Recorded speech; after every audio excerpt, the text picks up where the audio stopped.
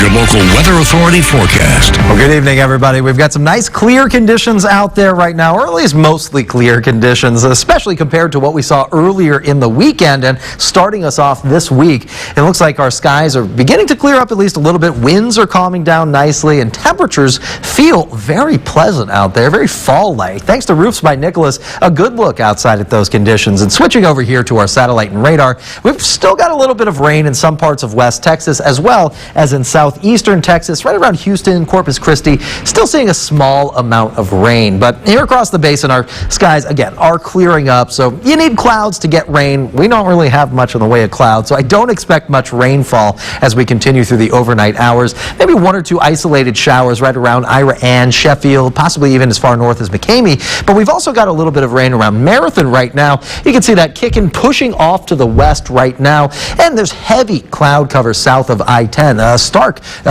contrast to what we see here across the basin.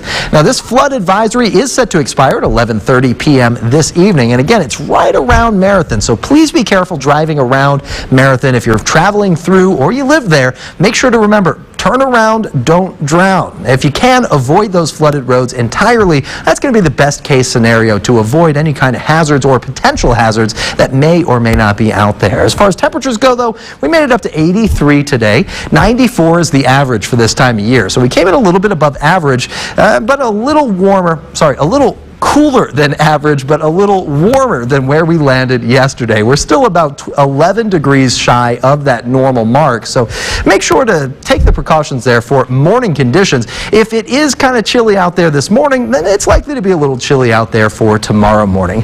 As we do get to tomorrow morning, though, not likely to see any more rainfall, but a little bit of cloud cover will hang in the sky. And switching over here to our 7-day forecast, you can see we're really not picking up much in the way of rain chances to round out the middle and end of the week. We'll pick up to 86 degrees for our highs tomorrow, 89 Thursday, and 91 Friday, as well as remaining in the 90s through Saturday, Sunday, and Monday of next week. Now, Madeline Carson will pick up another cool front to build and pass through by the time we get to Tuesday, but we get some rain chances ahead of that cold front, starting us off on Sunday of this weekend.